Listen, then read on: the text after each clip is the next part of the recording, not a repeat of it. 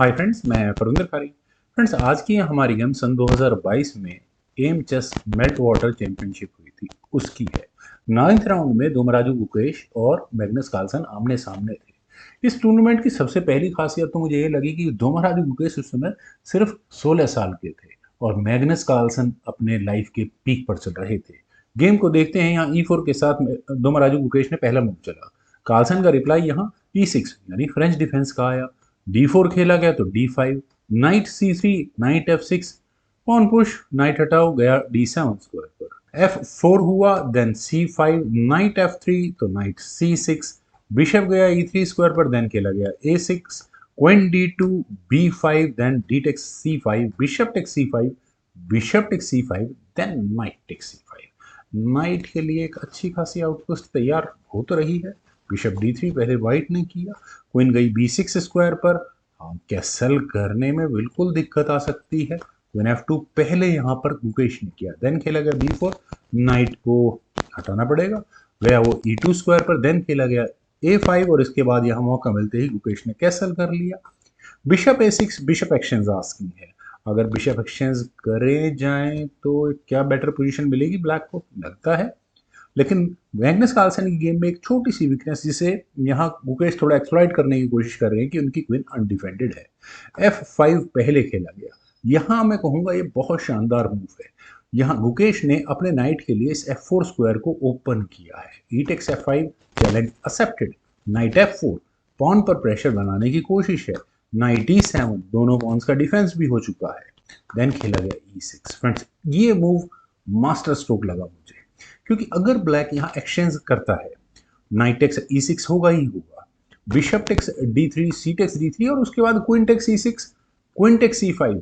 Position wise better game यहाँ पर मुझे व्हाइट की नजर आ रही है। लेकिन चलते हैं जरा गेम पर। मैग्नस कार्लसन भी समझ चुके थे मूव काफी स्ट्रांग है। उन्होंने F पॉन को आगे पुश कर दिया और पॉन को कहा समय आने पर देखेंगे इसे। रुक गोज टू C1, एक और तैयारी उसी नाइट पर प्रेशर बनाने की। लेकिन मैग्नस कार्लसन को मौका है, उन्होंने यहाँ कैसल कर लिया। सी पॉन, सी फाइल को ओपन करना है और नाइट पर प्रेशर ज्यादा बढ़ाना है। क्वीन गई D6 स्क्वायर पर, चलिए एटलीस्ट क्वीन की जो नाइट की पिन थी वो तो यहाँ खत्म हुई। बिशप टेक्स A6 होते ही सबसे पहला काम किया। Rook takes A6, then C takes B4, knight E4।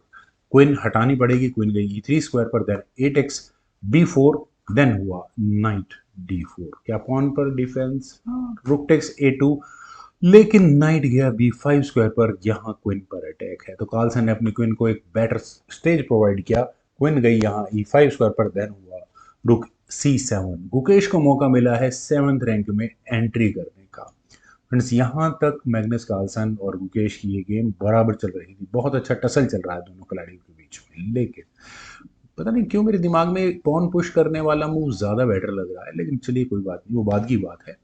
यहाँ सबसे बेस्ट ऑप्शन नाइट को G6 स्क्वायर पर लेकर जानी थी और मेरे हिसाब से अगर ऐसा कुछ होता है तो ये गेम ब्लैक की होती।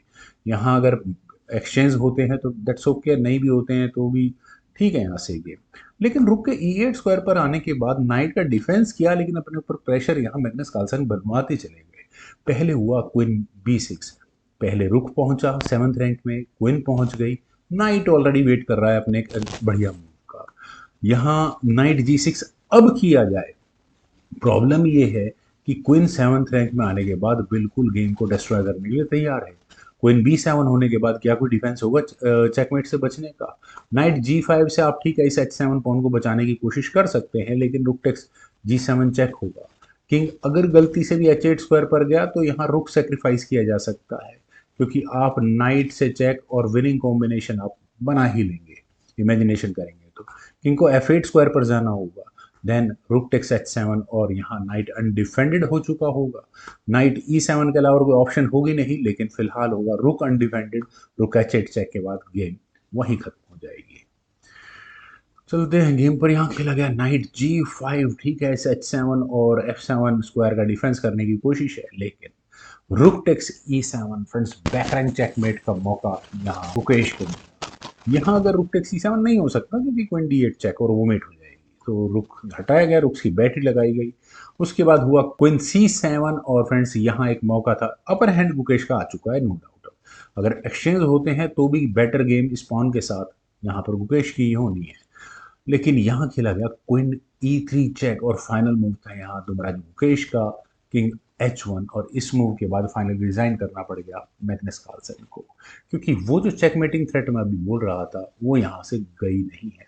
किंग H8 अगर आपने कर भी लिया तो रुक टेक्स G7 फिर भी होगा। अब यहाँ रुक से स्पॉन को लेने के बाद नाइट से चेक या चेकमेट हम कह सकते हैं, तो रुक F8 के अलावा और मुझे कोई ऑप्शन नजर नहीं आती ताकि व्हाइट की क्वीन इस F7 स्क्वायर पर ना आ पाए, लेकिन उसके बाद नाइट को हटाया जाएगा और नाइट हटने के बाद गेम वैसे ही बहुत प्रेशर में होगी। वेल फ्रेंड्स, बहुत अच्छी गेम थी। 16 साल के गुकेश ने उस समय के चेस के किंग को डिसाइडिव शिकस्त दी। उम्मीद है आप लोगों को भी ये गेम जरूर पसंद आई होगी, तो आप लोग वीडियो को लाइक शेयर, यूट्यूब चैनल को प्लीज सब्सक्राइब जरूर करें। कमेंट सजेशंस का मुझे बेहद इंतजार रहेगा। Thank you for watching, bye for now.